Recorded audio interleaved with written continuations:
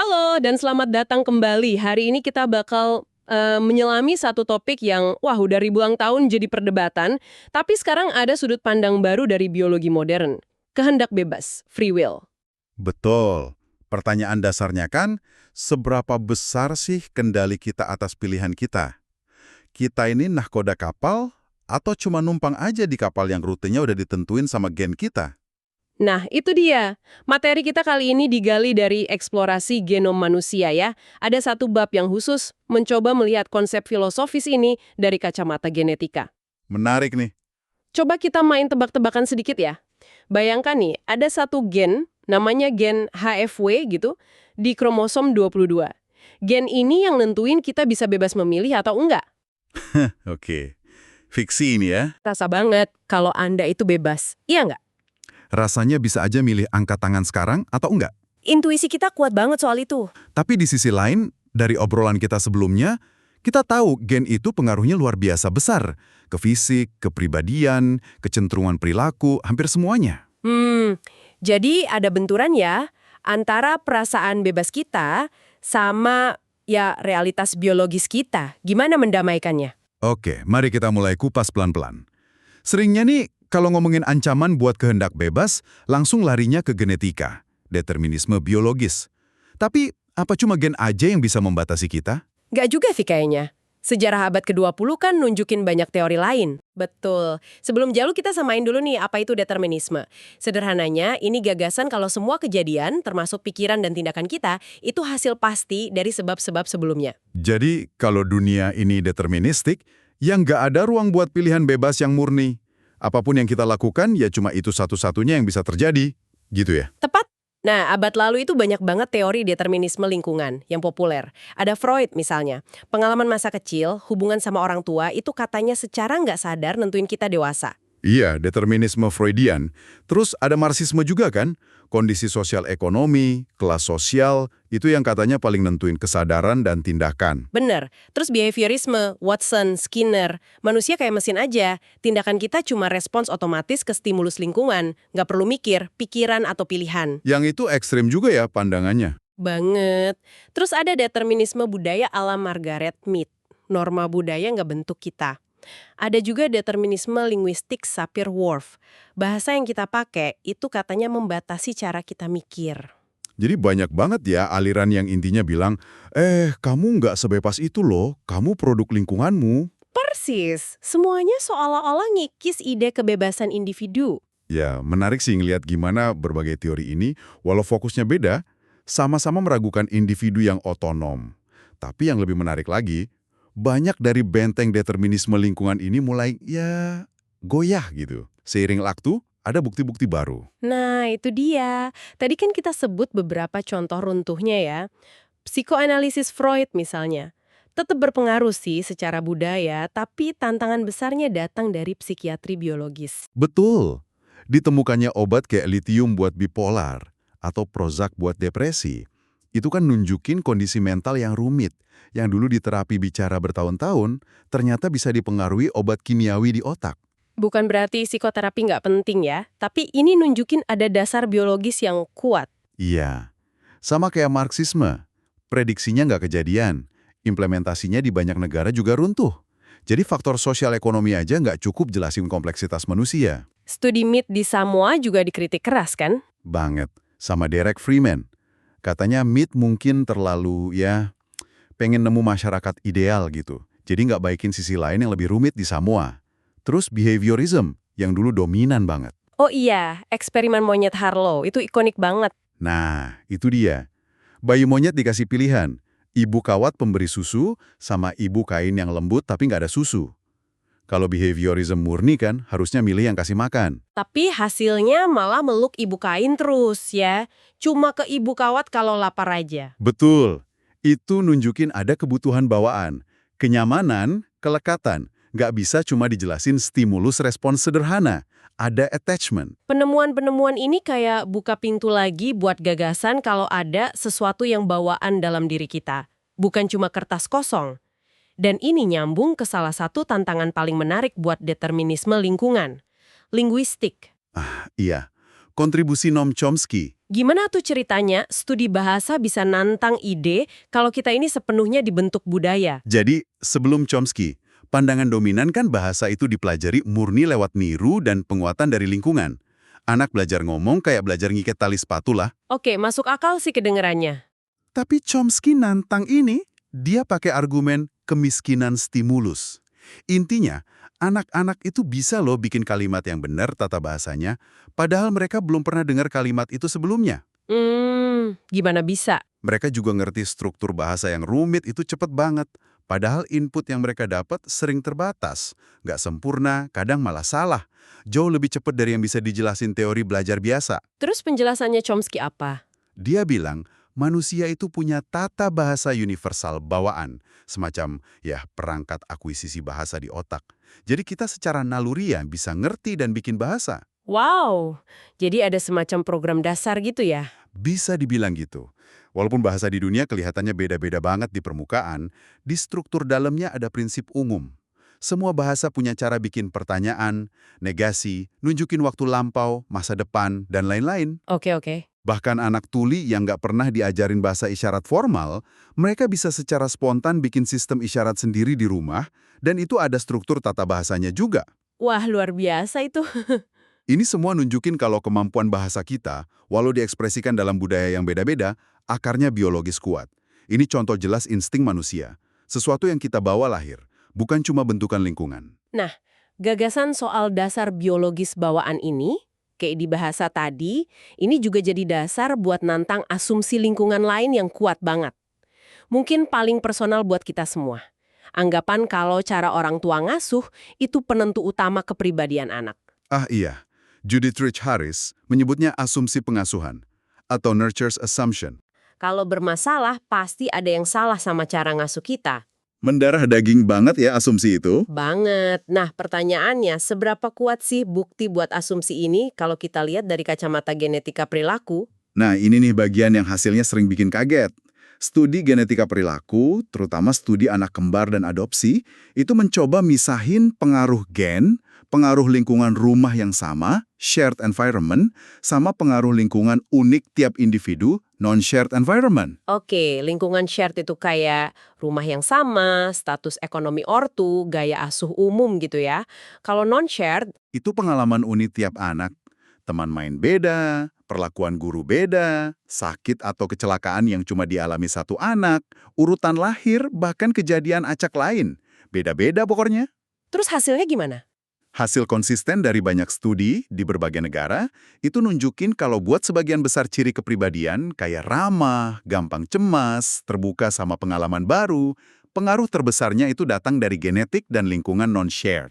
Tunggu, jadi pengaruh lingkungan shared, lingkungan rumah yang sama dari ortu? Ternyata secara mengejutkan kecil, seringkali hampir nol, apalagi setelah masa kanak-kanak lewat. Serius? Contohnya gimana? Misalnya, anak kembar identik, gennya 100% sama, tapi dibesarin di keluarga beda, ternyata kepribadian mereka lebih mirip satu sama lain dibanding kembar fraternal yang gennya rata-rata 50% sama, tapi dibesarin di rumah yang sama. Wow, Anak angkat juga gitu. Cenderung lebih mirip orang tua biologis mereka dalam hal kepribadian daripada orang tua angkatnya. itu temuan yang gede banget dampaknya ya. Jadi maksudnya orang tua nggak penting gitu. Wah, yang nggak sesederhana itu juga. Orang tua jelas penting banget. Ngasih rasa aman, cinta, dukungan, sumber daya, nanamin nilai dasar. Hubungan ortu anak itu sendiri berharga banget. Oke. Jadi bukan nggak penting sama sekali. Bukan. Tapi data ini nunjukin kalau pengaruh ortu ke bagaimana kepribadian anak berkembang dalam jangka panjang itu mungkin nggak sebesar yang kita kira. Setidaknya bukan lewat mekanisme lingkungan rumah bersama tadi. Terus studi-studi lama yang bilang pengasuhan itu penting banget gimana? Nah, banyak studi lama itu kelemahannya nggak bisa misahin pengaruh genetik. Misalnya, ortu suka baca, anaknya juga suka baca. Itu karena ortu nyontohin dan nyediain buku. Lingkungan. Atau karena sama-sama punya gen yang bikin suka baca, genetik, atau campuran keduanya. Studi kembar dan adopsi ini bantu ngurai itu. Oke, masuk akal. Jadi kalau bukan lingkungan rumah bersama, lingkungan non-shared yang pengaruhnya gede, itu apa dong? Judith Rich Harris di bukunya The Nurture Assumption, argumennya kuat banget kalau kelompok teman sebaya, peer group, itu kandidat utamanya. Teman sebaya? Iya, di luar rumah, anak-anak, remaja kan ngabisin waktu paling banyak sama teman. Mereka belajar norma sosial, gaya bicara, cara pakai baju, perilaku, itu dari grup mereka. Bener juga sih, pengen diterima, pengen cocok sama teman. Itu kekuatan sosialisasi yang kuat banget. Mungkin lebih kuat dari pengaruh ortu dalam ngebentuk gimana mereka bersikap di dunia luar. Coba aja ingat masa remaja kita sendiri. Penting banget kan pendapat teman? Iya, iya. Itu semacam determinisme sosial dari teman sebaya ya. Bisa dibilang gitu. Terus, ada kemungkinan lain juga. Kausalitas terbalik. Kadang perilaku anak yang justru mempengaruhi respon orang tua. Contohnya? Contoh klasik itu ibu dari anak autis yang mungkin kelihatan dingin. Dulu dianggap penyebab autisme, teori ibu kulkas. Sekarang kita tahu, sikap ibu itu lebih mungkin respons terhadap kesulitan interaksi anak, bukan penyebabnya. Wah, ini bener-bener muter balikin banyak asumsi ya. Dan ini bawa kita ke ironi yang menarik. Sementara ilmuwan dan filsuf sibuk mempertahankan kehendak bebas dari serangan determinisme, kita sebagai manusia sehari-hari malah sering kayak pengen nyerahin tanggung jawab itu. Iya juga ya, kayak cari pembenaran di luar diri gitu. Betul. Sumber kita kasih contoh, pembelaan nggak waras di kasus kriminal. Intinya kan bilang, saya nggak bisa ngendaliin diri. Atau nyalahin masa kecil, ortu kurang perhatian, tekanan sosial kalau kita gagal atau salah. Atau yang ngandelin ramalan bintang buat nentuin hidup. Atau justifikasi selingkuh karena nggak bisa nahan perasaan. Banyak contohnya. Kayak ada lega gitu ya rasanya kalau tindakan kita itu ditentukan sama sesuatu di luar diri kita. Mungkin menghindari beban tanggung jawab. Nah, ini nyambung ke dilema filosofis klasik Garpu Hume dari David Hume. Ah iya, Hume's Fork. Gimana tuh? Dilemanya gini, kalau tindakan kita sepenuhnya ditentukan sebab akibat sebelumnya, entah itu gen, lingkungan, takdir, hukum fisika, ya kita nggak bisa dong dituntut tanggung jawab moral, kan dia nggak punya pilihan lain. Oke, masuk akal. Cabang pertama? Tapi di sisi lain kalau tindakan kita itu hasil dari keacakan murni, nggak disebabkan apapun, termasuk karakter kita, ya kita juga nggak bisa tanggung jawab. Gimana muji atau nyalahin orang atas tindakan yang terjadi gitu aja? Iya juga. Cabang kedua? Jadi, dua-duanya determinisme total atau acak total sama-sama kayak menghapus tanggung jawab moral yang biasa kita pahami. Ini kan bertentangan banget sama intuisi kita. Mengancam dasar hukum, etika sosial, semuanya kan asumsinya kita ini ya bertanggung jawab atas tindakan kita. Betul. Itu paradoks yang bikin pusing filsuf berabad-abad. Gimana keluarnya coba? Itu dia pertanyaannya. Nggak ada jawaban gampang sih. Macam-macam usulannya. Ada yang kayak Charles Darwin, secara pribadi ngelihat kehendak bebas itu ilusi aja, tapi berguna buat evolusi. Ilusi yang bermanfaat gitu ya. Iya. Filsuf modern kayak Steven Pinker juga bilang, walau dunia fisik mungkin deterministik, konsep kehendak bebas itu model yang berguna banget. Bahkan perlu, biar sistem moral dan hukum bisa jalan. Kita anggap aja orang seolah-olah bebas. Oke, ada lagi? Rita Carter nyebutnya ilusi yang kuat. Mungkin produk dari cara kerja otak kita. Psikolog Tony Ingram malah bilang ada bias agensi bawaan. Kita cenderung otomatis nganggap ada niat dan kehendak bebas. Nggak cuma ke manusia, tapi ke hewan, kadang benda mati juga. Wah, jadi banyak yang ngarah ke ilusi ya. Tapi ada pendekatan lain nggak? Ada. Yang coba cari ruang buat kebebasan di dalam kerangka deterministik, dengan melihat sifat sistem biologisnya sendiri. Ingat nggak obrolan kita soal kromosom 10? Hubungan stres, gen, kortisol? Oh iya, yang kausalitas sirkuler itu ya? Nah, itu dia. Gen mempengaruhi respon stres kita, tapi pengalaman stres, lingkungan, bisa mempengaruhi ekspresi gen itu lagi lewat epigenetik. Perilaku kita bisa ubah biologi kita yang terus mempengaruhi perilaku lagi. Lingkaran umpan balik ya? Betul. Sistem biologis kita penuh feedback loop kayak gitu. Sistem yang kompleks begini, walau operasinya deterministik, ikut hukum fisika kimia, bisa hasilin perilaku yang kompleks banget, adaptif, fleksibel, dan susah diprediksi dari luar. Mirip teori kaos gitu ya? Sistem deterministik tapi hasilnya kayak acak. Mirip ke arah sana, walau sumber kita nggak detail bahas teori kaosnya. Intinya, mungkin kehendak bebas bukan soal melanggar hukum sebab akibat, tapi soal jenis sebab akibat yang super kompleks internal dan muter-muter di dalam diri kita. Wah, ini menarik banget. Jadi bukan lagi soal determinisme lawan kebebasan, tapi mungkin kita perlu definisi ulang kebebasan itu sendiri dalam konteks biologis kita. Bisa jadi. Gagasan kunci dari sumber kita gini, mungkin kebebasan sejati itu bukan ketiadaan determinisme, tapi soal siapa atau apa yang nentuin. Sumbernya dari luar atau dari dalam diri kita. Menarik. Determinisme internal versus eksternal. Ada eksperimen pikiran dari Shin Shimojo, ahli neuroscience. Bayangin ada elektroda nempel di otak Anda, distimulasi, terus lengan Anda gerak. Anda sadar lengan gerak, mungkin ada rasa samar kayak niat gerak. Tapi Anda tahu itu bukan dari Anda, itu dipicu dari luar. Oke, jelas itu nggak bebas. Gerakan ini kan juga hasil proses neurokimiawi deterministik di otak. Tapi bedanya apa? Sumbernya.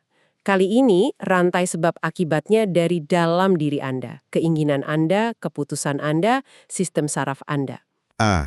Jadi gerakan kedua ini terasa bebas bukan karena tanpa sebab, tapi karena sebabnya internal, bagian dari diri kita gitu ya. Tepat. Psikolog genetika Lyndon Eaves bilang gini, kebebasan adalah kemampuan untuk bangkit dan melampaui batasan lingkungan Anda.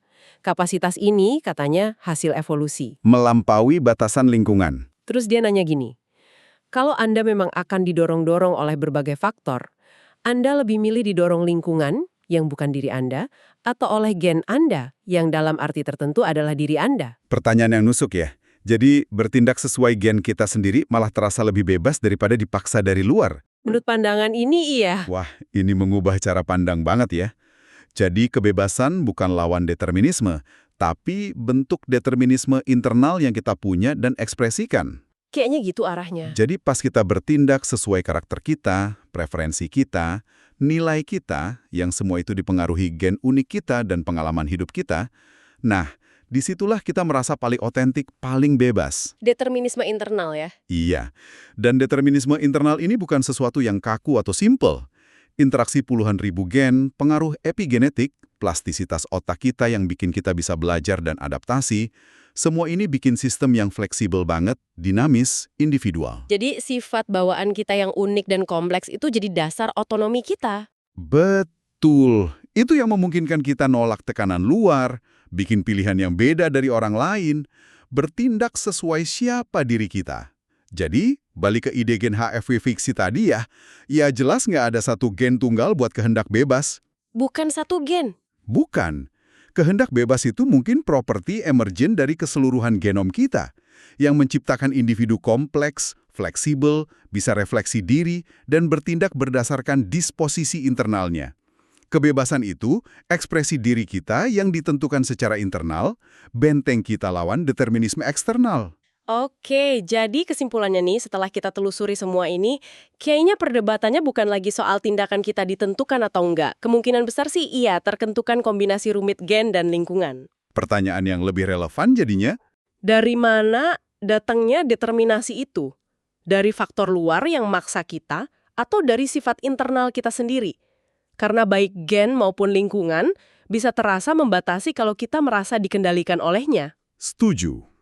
Jadi, kebebasan sejati dalam kerangka ini lebih dekat ke ide bertindak otentik, selaras sama sifat bawaan kita yang unik, sifat yang terus dibentuk interaksi gen dan pengalaman hidup kita. Bukan bebas dari sebab akibat, tapi bebas untuk mengekspresikan diri kita lewat sebab akibat internal kita. Iya, ini pergeseran perspektif yang dalam sih. Daripada merasa terancam atau dibatasi sama fakta gen mempengaruhi kita mungkin bisa mulai lihat warisan genetik unik kita sebagai fondasi individualitas dan otonomi kita. Gen bukan belenggu, tapi sumber pilihan kita sendiri ya jadinya. Betul. Sumber preferensi, bakat, kecenderungan yang bikin pilihan kita terasa benar-benar milik kita. Mungkin ini makna kepemilikan diri kita, menerima dan mengekspresikan sifat internal kita yang akarnya di biologi kita. Perjalanan kita soal kehendak bebas, determinisme, gen lingkungan ini. Ninggalin satu pemikiran terakhir nih buat Anda renungkan. Kalau kehendak bebas kita, dalam arti yang baru kita diskusikan ini, akarnya ada di ekspresi sifat unik bawaan kita. Gimana kita bisa benar-benar paham, nerima, atau bahkan secara sadar ngarahin diri kita tanpa paham setidaknya sebagian cetak biru genetik yang berkontribusi ke sifat itu? Pertanyaan bagus itu. Di era genomik ini, apa ya makna baru dari nasihat kuno? Kenali dirimu. Sesuatu untuk dipikirkan. Oke, terima kasih banyak sudah bergabung dalam pembahasan mendalam kali ini. Sampai jumpa di sesi berikutnya.